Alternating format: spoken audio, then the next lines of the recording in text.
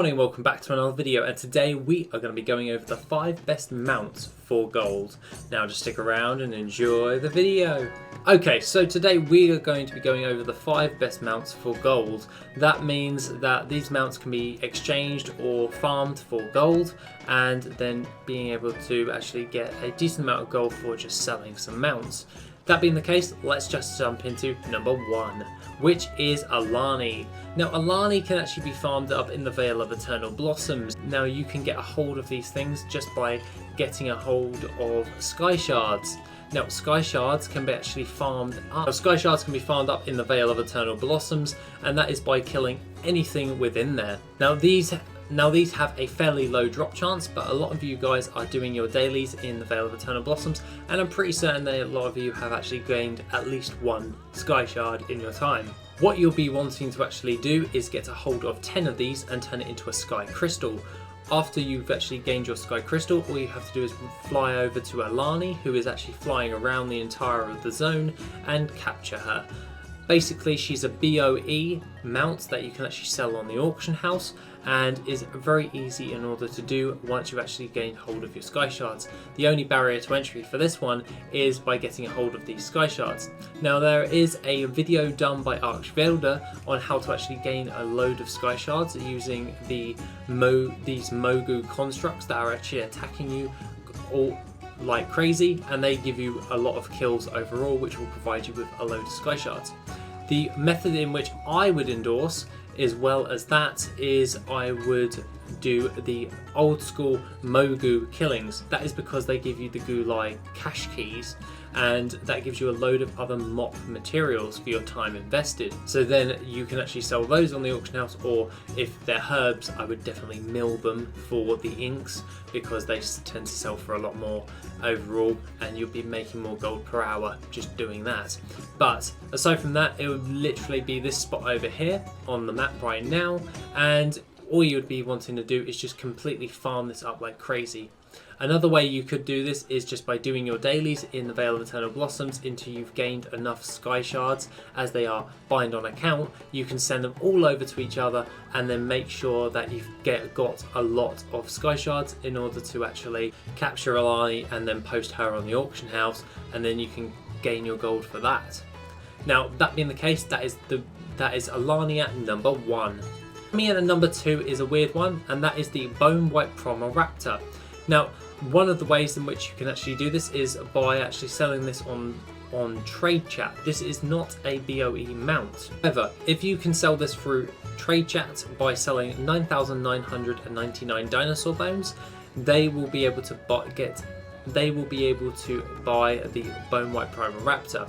Obviously advertise this in Trade Chat, which I found to be the most best way in order to sell this mount, as just by farming up the giant dinosaur bones and putting them on the auction house is still, with the new auction house revamp, has made it a lot easier for people, but not a lot of people actually know about the actual mount, so to speak, or where to actually get it. So what you could do is you could provide the 9,999 dinosaur bones and show them where they can get it, and on the Isle of Giants. So that is something you could do. It would work much better if you had a mage, because you could open up a portal which could cut down in time. But overall, this is not a bad way in order to make a little bit of extra gold, even when you're just running through the capital city and just press a macro for it and see if you can actually get a hold of this. The way in which you actually farm up your giant dinosaur bones, however, is by going over to the Isle of Giants once again and just farming that up for at least an hour and a half, which will give you your 9,999 giant dinosaur bones and a load of exotic leather as well. This will require you to have a skinner or for the actual leather, which doesn't really come into play, but it's a nice little uptick if you're going to be farming the giant dinosaur bones. But other than that, if you don't have a skinner, you can still do this, because the giant dinosaur bones jump off of all of the actual mobs.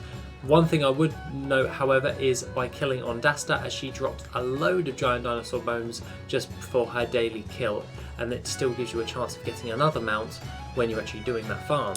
Now coming in at number 3 is the Dune Scavenger. Mount can actually be farmed up in Vol'dun, and this one's a really kind of an easier one to actually get a hold of.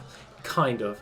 Now this is a hyperspawn farm and there are multiple different hyperspawns. The one I've picked for this video is right up on the screen right now, and all you have to do is get a group of 2 times 4, so that means 2 groups of 4 people in order to loot share, and then you'll be able to increase the chances of getting a hold of the Dune Scavenger.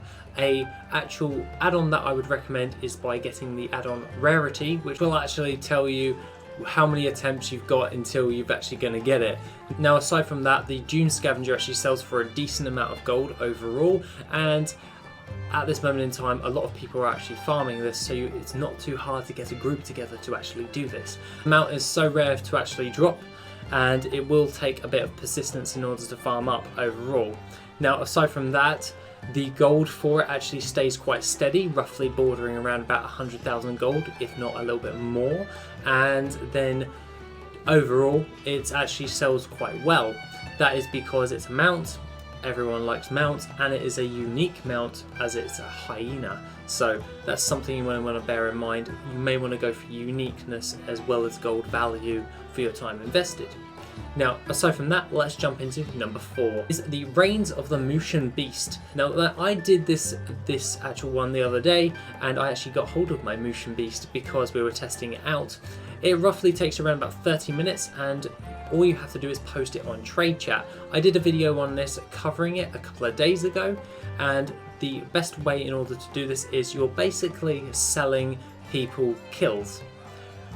For instance, all you have to do is have the Firewatcher's Oath for the person that you're selling towards. They have to have it, and then all they have to do is apply the buff and just keep killing you.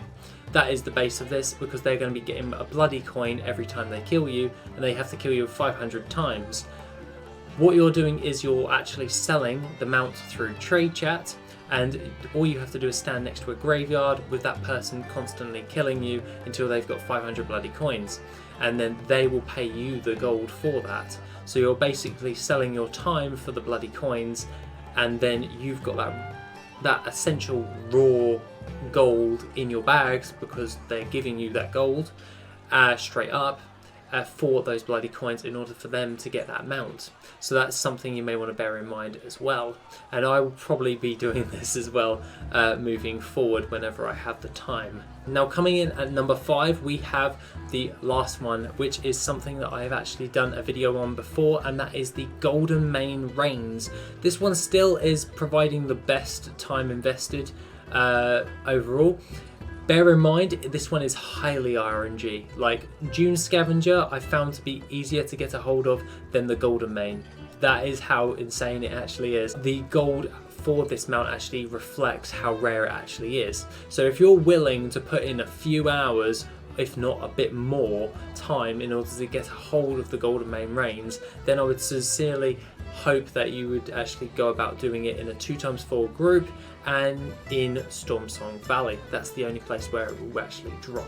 Now bear in mind, this one does take a while in order to do. Now this took me a couple of hours to get my first Goldenmane Reigns, and then for the next one I'd put in another 3 hours and I didn't even get it. So just take that with a grain of salt when it comes to farming up the Goldenmane Reigns, because it's a high RNG farm, but the gold for the mount is insanely reflective on the time that you're going to be investing in order to get a hold of the mount. Now the one thing of note that I would say is, if you like to gamble, I would highly recommend this mount. If you want to make steady gold overall, and I would go with a gathering profession or crafted professions overall. These are just nice little upticks as they are mount farms. Now aside from that guys, that is the 5 best mounts for gold that you can actually be doing right now. Have an awesome rest of the day, and I shall see you in the next video, which will be tomorrow.